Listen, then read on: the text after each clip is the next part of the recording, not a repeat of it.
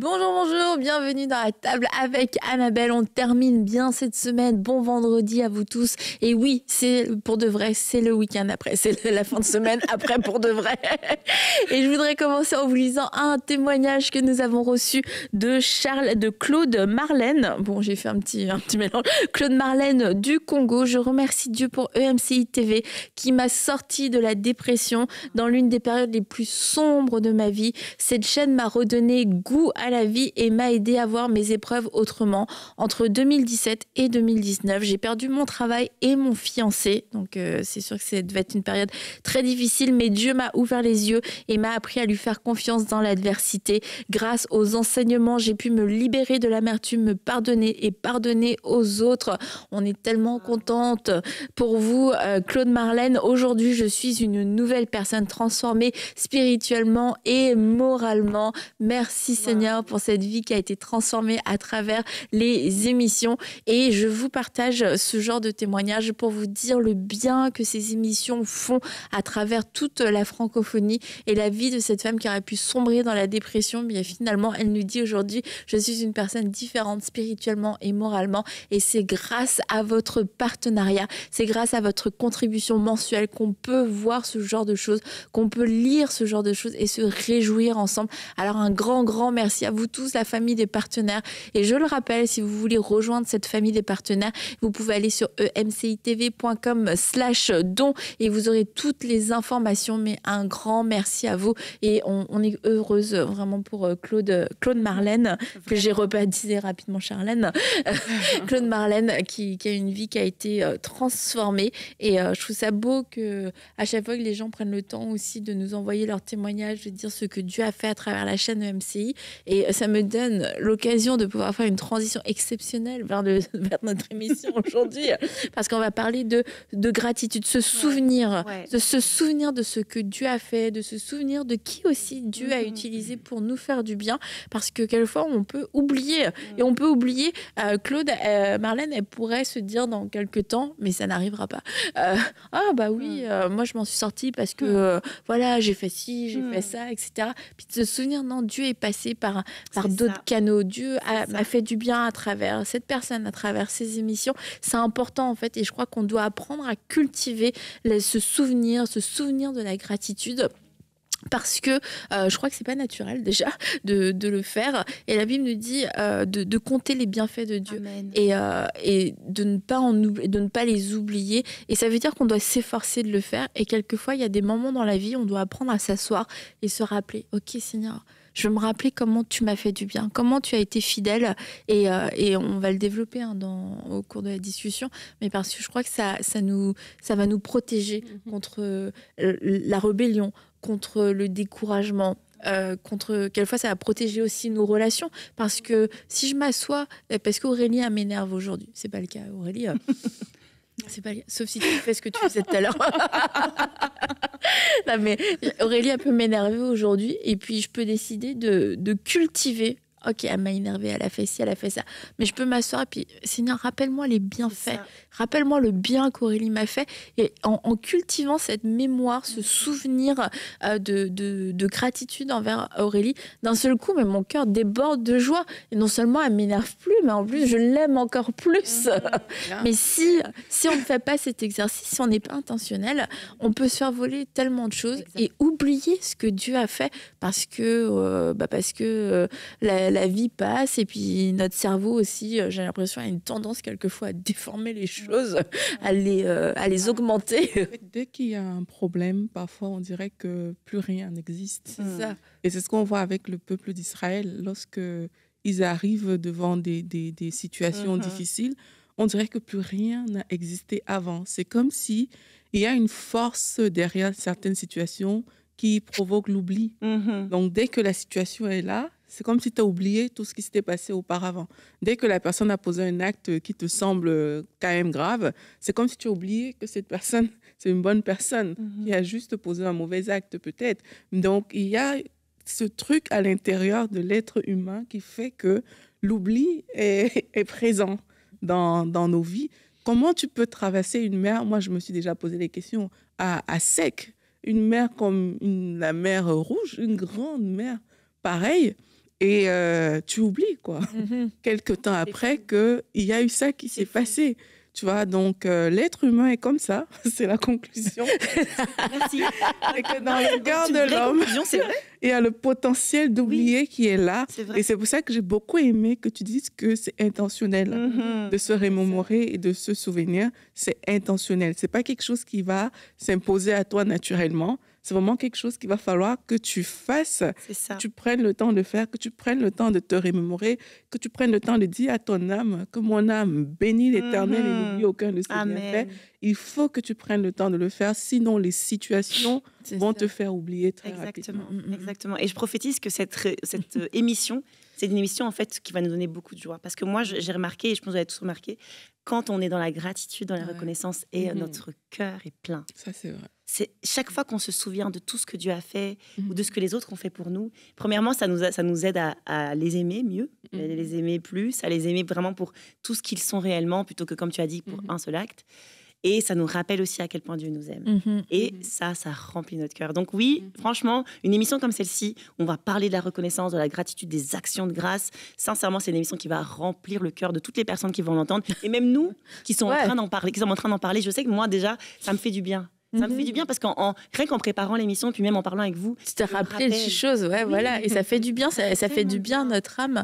Et bon, je dois dire la vérité quand même parce que bon, c'est que moi j'ai commencé à le faire, à cultiver la mémoire de la gratitude de plus en plus parce que je dois avouer, j'avais pas tout de suite réalisé, mais c'est venu d'une frustration en fait, mais que moi j'avais envers d'autres personnes, parce qu'il y a des gens, tu te dis mais attends, vous avez oublié le bien qu'on a pu vous faire, et en fait de dire bah, moi aussi en fait j'ai oublié le bien que moi on m'a fait, donc bon voilà, c'est ça, le cœur de l'homme est comme ça, donc voilà, si chacun est responsable, et bah moi je me suis dit ok, bah, je veux pas être comme ça, mais en fait là je me plains parce que un tel a fait ci ou ça, mais moi je suis pareil en fait dans des circonstances avec d'autres personnes, donc je veux m'efforcer de me rappeler et de ne pas oublier ce que Dieu a fait, et puis à force de le faire, c'est ce que Dieu a fait, mais aussi d'étendre et de se dire qui Dieu a utilisé aussi,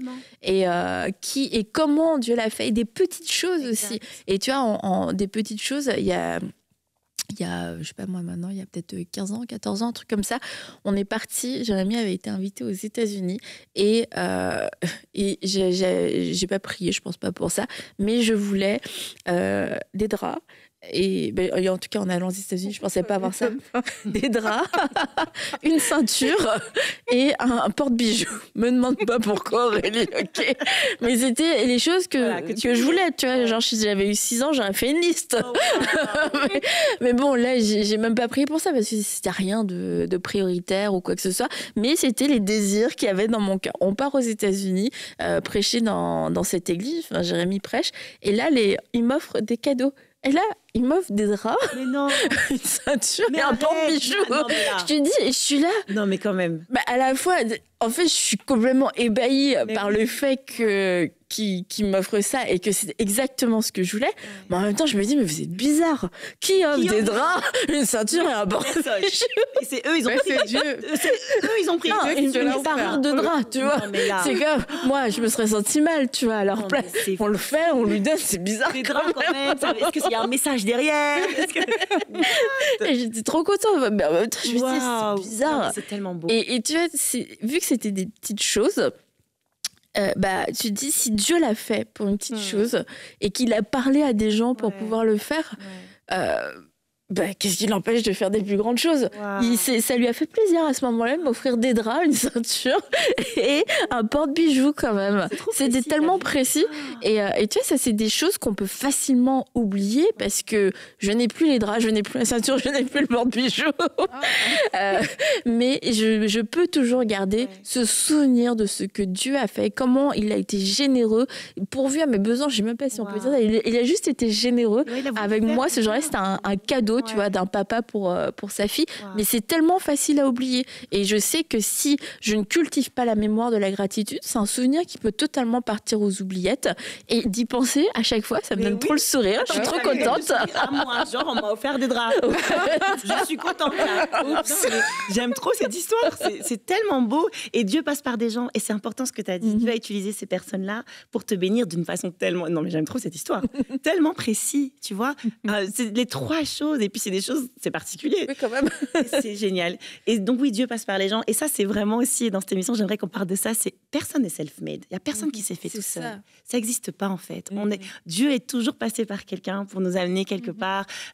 On parlait de Joseph dans une émission précédente, mais Joseph lui-même, là, malgré ses grands rêves et ses grandes révélations, et Dieu est passé par le gars qui a parlé pour lui, qui s'est mouillé pour lui. Tu sais, c'est risqué quand même. Hein. Tu parles d'un gars en prison, frère. Tu vois, c'est compliqué. Mais non, mais moi j'entends, il y a un gars là-bas en prison. Lui, il s'est interprété les rêves et tu parles de lui, tu te mouilles pour lui. Dieu est passé par lui pour l'amener devant Pharaon. Donc oui, Dieu utilise les gens.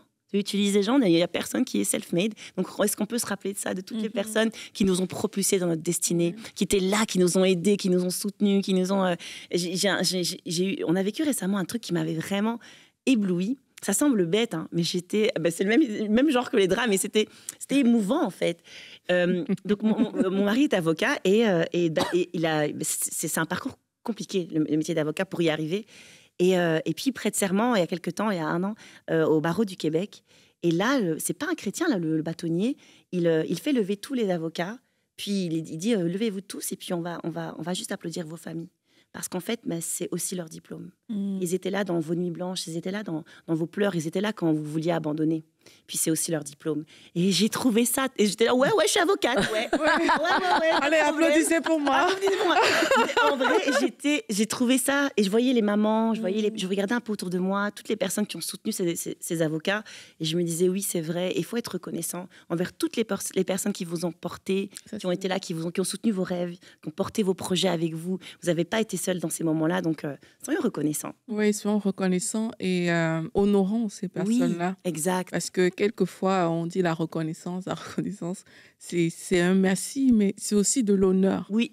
Et je pense qu'il faut prendre le temps d'honorer des personnes pareilles et de ne pas tomber dans la critique si ces personnes-là posent des actions qui peuvent nous déranger. De ne pas tomber là-dedans parce que c'est un manque de reconnaissance que de tomber dans la critique, en fait. Ouais. Donc, de ce côté-là, en tout cas, moi, je pense que c'est important de le faire. Maintenant, je voulais amener à un autre point aussi par rapport à la reconnaissance, par rapport au fait que la reconnaissance te permet d'aller beaucoup plus loin. Tu vois, quand tu vois David, il reconnaît qu'avec Dieu, il a tué l'ours, il a tué le lion. C'est ça. Et c'est parce qu'il a ce souvenir qu'il peut aller affronter Goliath qui est là devant lui. Ouais. Et quelquefois, beaucoup de gens sont paralysés parce qu'ils ne savent pas reconnaître les choses que le Seigneur a fait. Ils ne savent pas voir même ce qu'une autre personne a fait dans sa vie auparavant. Et ça te paralyse, en fait. Pourtant, il aurait juste fallu que tu te rappelles que, mais en fait, avec Dieu, j'avais réussi à tuer l'ours. Ouais. Dieu m'avait fait tuer le lion. Et ça n'avait pas été si difficile que ça au final. Donc, ça veut dire que même ce Goliath, je peux le renverser. Amen. Parce qu'on n'a pas pris le temps de penser à ces choses-là. Ben, on est bloqué devant les situations. C'est comme s'il n'y a pas d'issue devant cette situation-là. Pour le peuple, il n'y avait pas d'issue. Pour les soldats de Saül, il n'y avait pas d'issue devant Goliath. Mais le souvenir de David a fait la différence dans cette situation. Ça a boosté sa foi. Ça a boosté sa foi. Et je crois que beaucoup de personnes, devant les situations qu'elles traversent, ont besoin de le faire. Parfois, Annabelle, moi, je suis chez moi et puis je me dis... Seigneur, quand je n'avais pas mes papiers en Belgique, je ne sais même pas comment ça s'est passé, mais tu as ouvert des portes. Ça veut dire que tu peux le faire. Amen. Tu peux ouvrir des portes qui sont fermées. Et s'il y a des portes fermées, moi, je m'en fous. Dieu peut ouvrir ces portes-là. Oui. Et une chose qui a retenu mon attention par rapport à cette situation que j'ai vécue, au sortir de là, c'est comme si j'ai réalisé que tout ce qui est papier ne sera plus jamais un défi pour moi. Amen. Au comme point il l'a déjà fait. Ouais. C'est ça. Au point où, quand je me retrouve dans une situation où c'est... même ici au Canada, j'ai j'ai pas renouvelé ma résidence à temps, par exemple. Donc, quand je me suis retrouvée dans cette situation-là où j'avais tort, j'étais sûre que Dieu allait le refaire. Que tout ce qui est malgré papier, nos erreurs. En fait, ah ouais. Papier, là, tu vas à un niveau supérieur. Dieu rattrape. Non, mais je veux dire, pour moi, c'est clair. Ça ne peut pas être un défi pour moi. Tu vois, mais c'est parce que je me rappelle comment, à l'époque, c'était tellement dur que Dieu l'a fait. Et aujourd'hui, les choses qui me semblent moins difficiles, je ne vois pas comment Dieu ne va pas le faire. C'est ça. Tu vois, et parfois, on est bloqué parce qu'on n'arrive pas à se souvenir. C'est vrai. Mais il faut prendre le temps de se rappeler. Seigneur, si tu as fait ça hier, ce que je vois aujourd'hui, ben, devant toi, ça ne veut rien dire, en fait. Et parce qu'on cultive l'action de grâce, comme tu disais, Emma, ta foi va se booster à un niveau où tu pourras affronter le Goliath qui est devant toi. En fait. Wow, totalement. Je voudrais juste... c'est tellement vrai ce que tu dis. Donc, là, chaque fois que je me souviens, ça nourrit la prochaine étape. Ça nourrit... je sais qu'il l'a déjà fait, la montagne, il l'a déjà enlevée. Alors, pourquoi est-ce que la prochaine, il ne va pas l'enlever aussi? C'est tellement vrai. Je vais revenir sur ce que tu as dit, parce que ça m'a marqué, ça, l'honneur. Tu parlais d'honneur tout à l'heure, ça vient chercher quelque chose en moi parce que c'est super important d'honorer et de la bonne manière. Et ce sont des actes qu'on pose, l'honneur. C'est pas juste des mots. Et ça, vraiment, c'est important de le dire aujourd'hui. Honorons en action. Honorons dans des actes concrets. Posons des actes concrets pour honorer certaines personnes. Et récemment, j'ai été honorée par des jeunes. En fait, on a implanté une église en Belgique il y a 8 ans maintenant. Et donc, il y a 7-8 ans. 8 ans. Et il y a 8 ans, donc, on rencontre deux jeunes ils étaient étudiants. Et ils se convertissent, ils donnent leur vie au Seigneur. Puis on les baptise, puis ils se mettent ensemble. Et puis ils se fiancent, etc. Ils ont tout leur parcours. Nous, on continue notre vie, on vient vivre ici. Et l'année dernière, on part à une conférence en Belgique et je retrouve le jeune. Il s'appelle Shadrach, je le vois. Il me dit, Pasteur Emma, on se marie dans 1 an avec Luce. Je dis, merveilleux, je suis trop contente et tout. Puis il dit, mais tu sais, la première chose en fait à laquelle il a pensé, avant toute chose, avant d'avoir une belle robe, avant d'avoir la plus belle salle, avant d'avoir le plus beau traiteur, c'est les personnes qui vont bénir son mariage. Il voulait tellement mettre un honneur sur, la première chose que je mets en place, c'est que vous devez être les personnes qui vont bénir mon mariage. Et ça m'a tellement inspirée, premièrement dans l'honneur, de dire, mais ils nous ont pas oubliés là. Ils n'ont pas oublié qu'ils ont eu des parents spirituels, qu'on les a baptisés, etc. Et ils veulent qu'on marque aussi cette saison-là de mariage. Ça m'a tellement touchée, mais aussi le fait de mettre l'honneur en priorité. Tu vois, de dire, avant de choisir quoi que ce soit dans mon mariage, je vais d'abord choisir ceux qui vont me bénir. Et ça, ça m'a beaucoup parlé dans le choix des priorités face à l'honneur. Et tu vois, par exemple, ce genre de couple, ils te l'ont dit, et puis ils ont fait aussi selon ce qu'ils t'avaient dit. Et moi, ça m'étonne en fait de rencontrer des gens, genre par exemple des gens que tu aurais connus, eux, mais en pas reconnaissant. Imagine ce genre de... Et ils savent qu'on se connaisse, ou ils savent pas. Et jamais ils vont parler, ils vont parler de leur début, ils vont parler de ci, ils vont parler de ça. Mais en fait, jamais ils vont mentionner quelqu'un qui a pu les bénir, qui a pu les aider. Et c'est vrai que tu as des discours de personnes, comme tu disais au début de l'émission, c'est comme ils se sont construits eux-mêmes. On était seuls, personne ne croyait en nous. On était... notre église n'était pas vraiment avec nous, etc. Mais en fait, tu connais d'autres gens qui étaient dans leur entourage. Et puis, si tu creuses ça, on leur a payé, on a payé le mariage, on a payé leur premier loyer.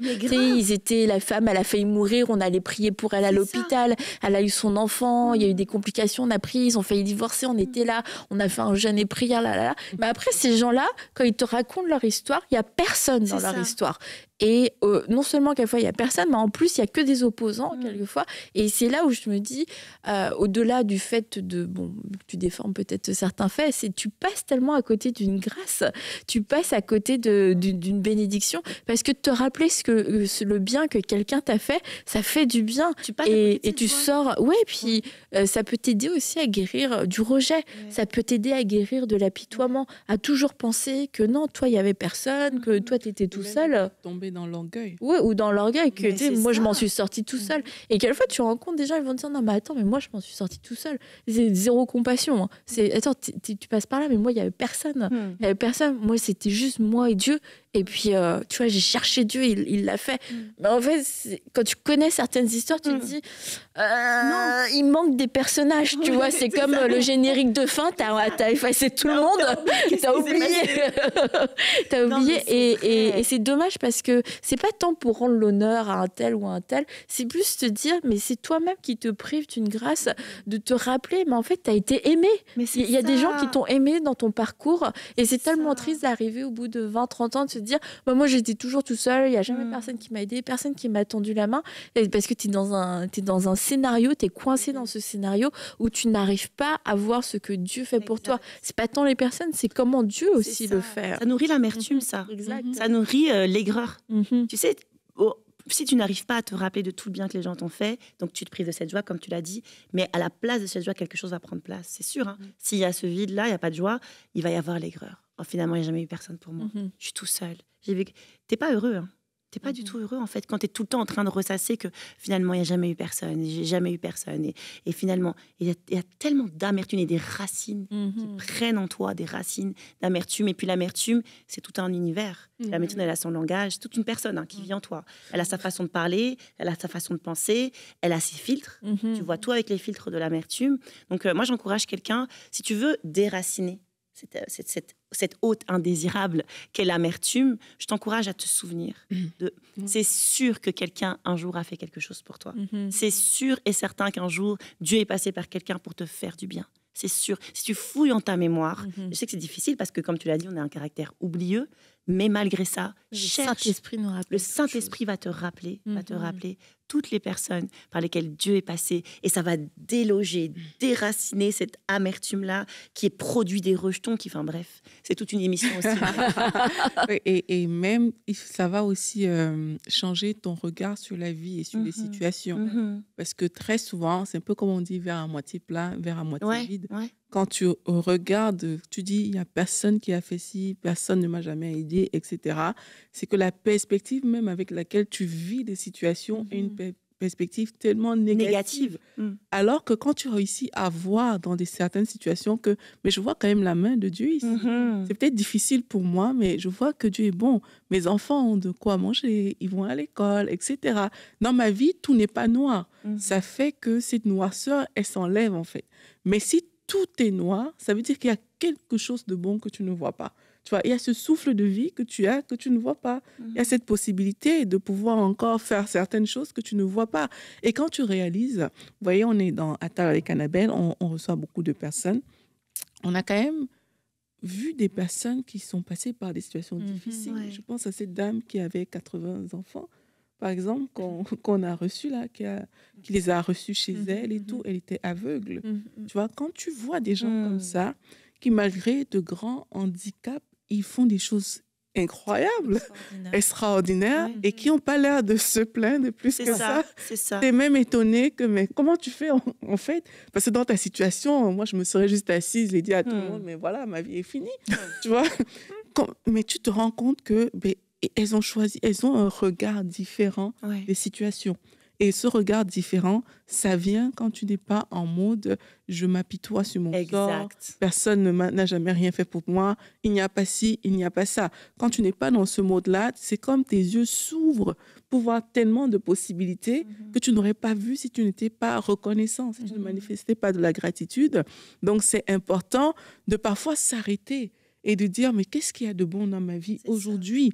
Tu vois ton mari, aujourd'hui, tu le traites de tous les noms, mais qu'est-ce qu'il y a de bon chez cet homme-là? Tu vois, pense à ces choses-là, médite sur ces choses-là, et ça va te donner une nouvelle perspective, et ça va enlever cette noirceur qu'on choisit souvent de voir, en fait. Clairement. Et c'est vraiment ça, c'est comme tu as dit, c'est un bon exemple avec le conjoint, c'est de... Je voudrais donner vraiment un petit truc pratique. C'est si tu sens que tu n'es plus trop dans l'honneur vis-à-vis de ton conjoint, si tu sens que tu n'arrives plus à voir, que tu vois que ses défauts, franchement, tu peux t'arrêter et prier et dire à Dieu, permets-moi de le voir comme toi tu le vois.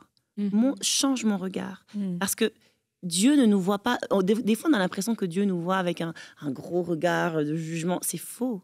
Dieu nous regarde avec des yeux pleins d'amour. Et il nous regarde en disant « Waouh, quelle merveilleuse créature !» Et si tu arrives à voir ton conjoint de cette manière-là, tu verras à quel point tu vas il y aura une nouvelle flamme qui va venir. Moi, je suis la première fan de mon mari. C'est peut-être intense, mais en vrai, j'ai plus honte de ça. Il y a des moments où je me disais, c'est peut-être trop. Mais au final, j'ai plus honte parce que c'est ma façon, en fait, d'être toujours reconnaissante. Tu vois, de toujours me rappeler, en fait, quelle grâce que Dieu l'ait mis dans ma vie, que Dieu m'ait choisi pour être sa moitié. Quelle grâce. Et donc, je veux le voir comme Dieu le voit. Je veux voir le potentiel en lui quand on ne voit encore rien. Tu vois que c'est facile quand la personne est déjà devenue, mais quand on ne voit encore rien, je t'assure qu'il y a même le rien, il y a un potentiel, tu vois. Il n'y a pas rien. Il y a quelque chose. Tout le monde a quelque chose. La parabole des talents nous le dit. Il n'y a personne qui a rien. Tout le monde a quelque chose. À toi d'identifier même le 1 que quelqu'un a reçu. Et quelquefois, nos yeux n'ont pas vu ce que quelqu'un a fait de bien ou notre cerveau n'a pas imprimé parce qu'on n'a pas eu connaissance. Et vraiment, il y a des situations dans la vie, et surtout si tu passes par des moments un petit peu douloureux où les choses vont vite, toi-même, tu es un peu obscurci. Toute cette période-là, c'est un petit peu un flou. Tu t'es pas trop rendu compte. Il y a quelqu'un qui me racontait hier que quand elle a accouché, la fin de son accouchement était compliquée. Et puis finalement, il y a un autre médecin qui est arrivé, elle a dit j'étais plus là parce que elle souffrait et du coup c'est ce médecin qui a fait en sorte que elle arrive à accoucher et que le bébé sorte et que ça se termine bien. Et je veux dire, c'est une personne qui a été clé au final, mais parce qu'elle n'était pas en état de pouvoir le vivre, et c'est merci docteur, c'était juste une souffrance qui prenait fin.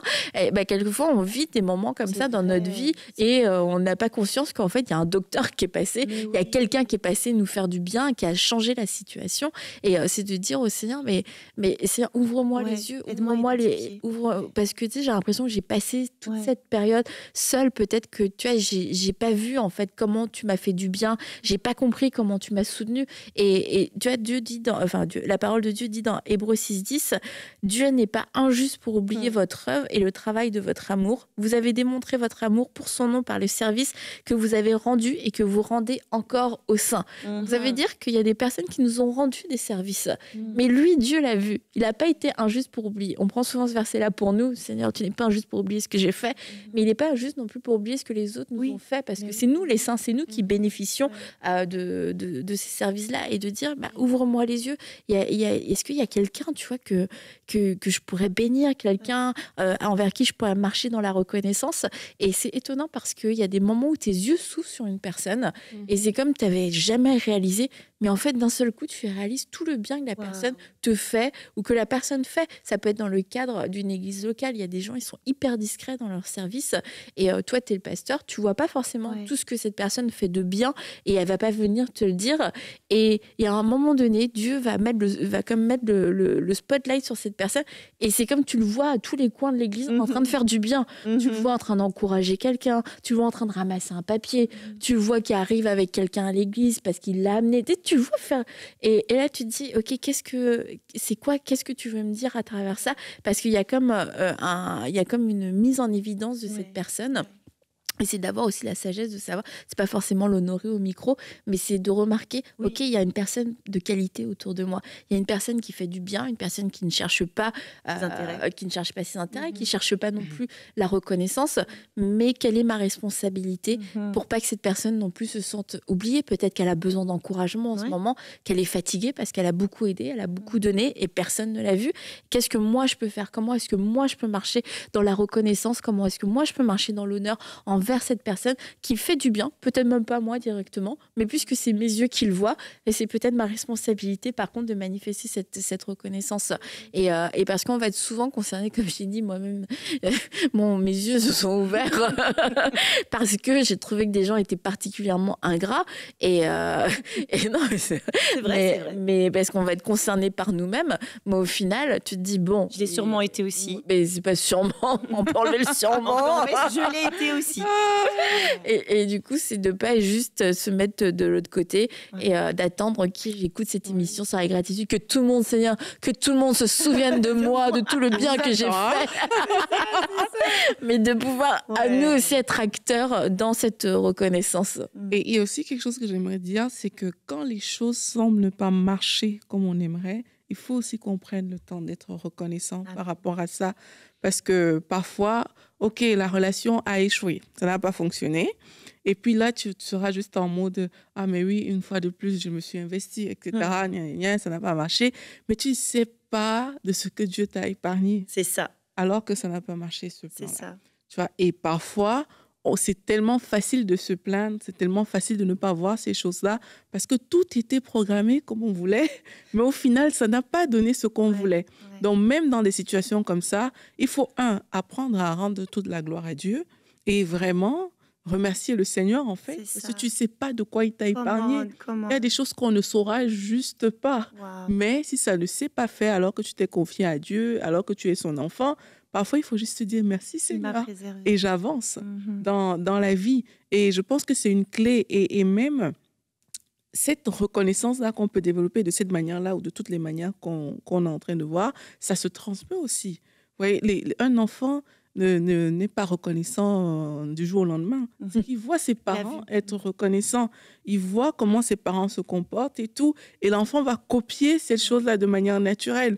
Et vous connaissez les enfants, parfois on dit « dis merci ». L'enfant, il ne veut pas. Tu vois, et parfois, c'est juste parce qu'il faut qu'il voit aussi ces choses-là. Et ça va l'aider à se développer lui-même.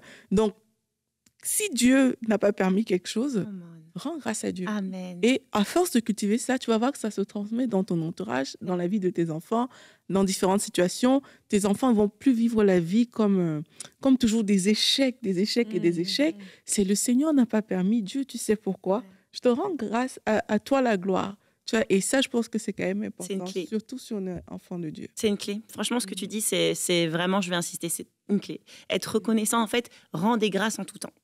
Mais tout temps, c'est vraiment tout temps. Donc, dans les bons comme dans les mauvais jours, tu dois être capable d'être reconnaissant aussi pour quelque chose que tu ne comprends pas sur le coup. Tu dis, ça, je ne comprends pas. Ça, je ne sais pas pourquoi ça se produit. Mais même ça, même dans ce jour où c'est difficile, je rends grâce en tout temps. Ça me fait penser à un témoignage. Il y a quelques années, ma mère était partie en voyage. Je ne sais plus c'était où. Je pense qu'elle était partie aux États-Unis ou au Canada, je ne me rappelle plus. Et c'était à l'époque à peu près de son anniversaire. Puis nous, notre mère, là, c'est toute notre vie. On est 6 enfants et on est très attachés à notre maman. Donc, en général, ses anniversaires, elle est toujours présente et on la célèbre, on l'honore parce qu'elle le mérite. Et c'était, à cette époque-là, elle était partie, elle avait voyagé et elle devait revenir le jour de son anniversaire. Donc, c'était bien parce qu'on se disait, elle sera avec nous ce jour-là. Merci Seigneur. Puis, je crois qu'on est la veille, puis elle loupe sa correspondance et elle se rend compte qu'elle ne va pas pouvoir être là, en fait. Et elle nous appelle en disant, écoutez, je me rappelle, c'est un appel familial. On était presque tous hyper triste, mais on pleure là, vraiment. Parce que pour nous, notre maman... Vous êtes des adultes? Oui, on est des adultes. Ok, d'accord. Oui, tout le monde était adulte déjà. Tout le monde marié, des enfants. Hein. Mais notre maman, c'est un socle pour nous. C'est beau. Et vraiment, mais c'est facile, elle est facile à aimer. Et donc, bref, on se dit, maman, on ne sera pas là pour son anniversaire. Donc, c'est un coup dur. Mais elle nous a appris la reconnaissance. Et elle était reconnaissante, elle était joyeuse, je dis, mais maman, nous, on est tristes en fait. C'est pas cool comme nouvelle. Elle était, mais non, tout va bien. Les enfants, tout va bien. Et je dis, bon, tout va bien, ok. Donc, elle était très calme, très joyeuse. Puis finalement, croyez-le ou non, le jour où elle était censée atterrir à Zaventem, c'est le jour où il y a eu l'attentat le plus meurtrier qu'il y a jamais eu à l'aéroport de Zaventem. On n'a jamais en Belgique connu un attentat aussi meurtrier. Elle devait atterrir ce jour-là à l'heure où il y a eu l'attentat. Je pense que c'est arrivé vers 8h du matin. Son avion atterrissait vers 8h du matin. Elle aurait dû être là, en fait. Donc, vous imaginez, tu sais pas ce que Dieu t'épargne. Toi, tu es là en train... Elle aurait pu pleurer et dire « Ah, je voulais trop être avec mes enfants. » Mais elle était dans une attitude de reconnaissance, sachant que il y a quelque chose derrière. Seigneur, tu me préserves de quelque chose. Et je n'ai pas tout le tableau, en fait. Je ne vois pas encore toute la... Hier, demain, moi, je vois qu'aujourd'hui. Donc, forcément, je suis perdue. Mais en fait, Dieu te préserve. Donc, soyons reconnaissants en tout temps, même dans les mauvaises nouvelles. Et reconnaissants pour toutes les fois où on a su, parce que toutes les fois où on n'a pas su, c'est encore pire. Ouais. Non, mais toutes les fois où on a su comment Dieu nous avait protégés, nous avait gardés de danger, ce genre de choses. Mais j'aurais dû être là, moi, en fait. Et, ou j'ai failli, t'as failli avoir un accident et t'as vu que Dieu t'avait totalement gardé. Ça, c'est des choses qu'il faut garder en mémoire. Et pour les garder en mémoire, c'est une des meilleures, je pense, c'est de pouvoir les noter, mais aussi de les partager, de pouvoir témoigner, de pouvoir le transmettre à quelqu'un d'autre. Le témoignage de la fidélité de Dieu se fait par voie orale. C'est ce que faisaient les gens, en fait, avant. Ils partageaient. Donc, je comprends qu'on ne peut pas forcément tout partager, mais c'est bon de pouvoir partager ce que Dieu a fait et aussi se rappeler des gens qui étaient là au début. Parce que on a tous eu un début et il y a des gens qui ont été là, il y a des gens qui ont cru en nous. Et je parle pas forcément du ministère, hein, ça peut être pour n'importe quoi. Notre premier patron, la première personne qui a voulu nous embaucher, peut-être qu'on n'avait pas de diplôme, on n'avait pas d'expérience, il nous a appris un métier, il nous a formés, il nous a appris peut-être juste c'était quoi travailler. Un professeur qui a dit ok, moi je vais pas te laisser tomber, quelqu'un qui t'a poussé dans la vie, et de s'en rappeler de ça aussi, parce que c'est des gens que Dieu a utilisés pour nous amener là où on est aujourd'hui. Et encore une fois, ça va nous garder dans l'humilité. Et moi, par exemple, je sais que je m'en souviens souvent, et puis on en parle régulièrement aussi avec lui, et c'est Oscar Evolo et Audrey. Ils ont une église en France, et ils m'ont invité à prêcher. C'est la première fois de ma vie que je prêchais. Ils m'invitent pas, et j'avais pas d'émission, rien. Ils m'invitent pas parce que ils savent comment je prêche, puisqu'il y a rien. Moi-même, je sais pas comment je prêche. J'ai jamais prêché de ma vie. C'est une conférence de femmes, une conférence, tu vois. C'est même pas viens donner ton témoignage ou je sais pas trop, tu vois. Mais tu te dis, t'as misé, en fait, t'as cru. Bon, lui, il savait et tout, ok, c'est sûr. Et gloire à Dieu, il a écouté la voix de Dieu, il a fait confiance, et ça a été ma première expérience de prédication, ma première invitation. Et c'est sûr que toute ma vie, je me souviendrai que c'est là-bas, c'est Oscar qui m'a invitée, parce que c'est une personne qui a cru en moi alors qu'il y avait rien. Jérémy dirait, mais moi je croyais déjà en toi. Seigneur. C'est vrai, lui il a toujours cru. Par la force des liens du mariage. Non, mais il a toujours cru. Tu vois, si Mickaël qui m'a dit, ok, tu vas faire une émission, toi c'est la même chose. Je veux dire, il a misé sur nous. Puis moi, il y a tellement de personnes dans ma vie, tu vois, qui ont fait ce choix-là de croire, même pas de me faire confiance à moi, mais de faire confiance à Dieu, parce que Dieu avait visiblement parlé alors que moi je me sentais pas du tout qualifiée. Il y a tellement de personnes qui ont fait ce choix. Je me dis, mais merci Seigneur, parce que ça n'avait pas été des personnes obéissantes, mais moi je serais toujours chez moi au fond de mon lit, je pense. Tu sais que moi j'ai des dates d'anniversaire comme ça, hein. Un peu comme quand dans la Bible Dieu dit à Josué de mettre des pierres, et que chaque fois que les enfants leurs descendants vont leur demander, mais ils vont pouvoir raconter ces choses-là. Parfois, c'est bien de les garder. Moi, j'ai des dates comme ça dans mon téléphone, que première fois où j'ai fait telle chose, que je sais que c'est un anniversaire. Et ta date de première fois où tu as fait une émission? Oui, c'était un 1er avril en plus. Ah, pour ton anniversaire? Oui, c'était un 1er avril, en 2015. Dieu est bon. C'était un 1er avril.